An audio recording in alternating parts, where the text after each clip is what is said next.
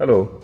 हम सभी लोग जो पढ़ाई करते हैं हमेशा एक समस्या से जूझते हैं कि जो भी हमने पढ़ा है वो हमें ज़्यादा समय तक याद नहीं रहता है या फिर याद ही नहीं होता है। जब हम उसको रिकॉल करने की कोशिश करते हैं तो हमें पता चलता है कि हमारे दिमाग में वो आया ही नहीं है, पूरा नहीं आया या उसका कुछ हिस्सा नहीं आया है। तो इस समस्या से निपटने के लिए मैं आपको तीन टेक्निक बता रहा हूँ जो आपके रिटेंशन और रिकॉलिंग दोनों को इम्प्रूव करेंगी।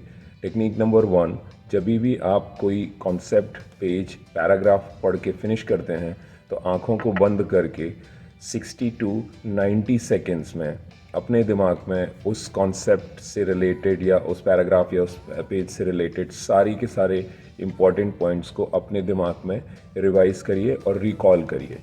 यदि आप कोई भी इम्पॉर्टेंट चीज़ को रिवाइज और रिकॉल नहीं कर पा रहे हैं तो फिर से जाकर एक बार उसको पढ़िए और फिर से ये 60 टू 90 सेकेंड्स की टेक्निक का यूज़ करिए।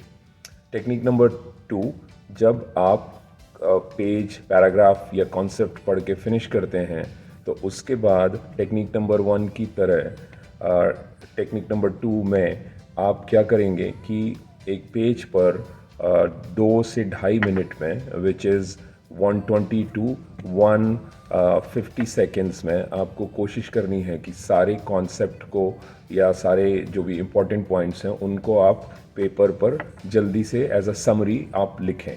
और यही आपको कोशिश करनी है कि आप पूरा कवर कर पा रहे हैं या लिख पा रहे हैं। यदि आप ऐसा नहीं कर पा रहे हैं तो टेक्निक वन की तरह फिर से दोबारा जाकर उसको पढ़िए और फिर से लिखने की कोशिश करिए। ओके।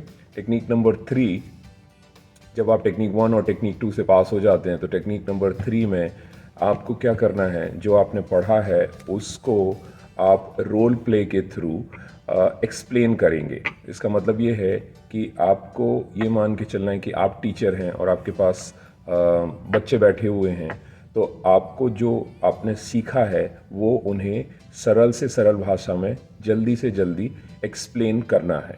तो यदि आप ये तीनों टेक्निक यूज़ करते हैं तो आई एम श्योर आपका रिटेंशन और आपका रिकॉलिंग दोनों बढ़ेगी, जिससे आपको आपके एग्ज़ाम्स में या जो भी आप प्रिपरेशन कर रहे हैं उसमें आपको हेल्प मिलेगी। यदि ये वाली टेक्निक जो मैंने बताई आपको हेल्प करती हैं, हेल्प होती है इनसे आपको, तो कंटिन्यू करिए इनको यूज़ करना और मुझे अपना ऑब्जर्वेशन और अपना फीडबैक ज़रूर शेयर करिए। Thank you.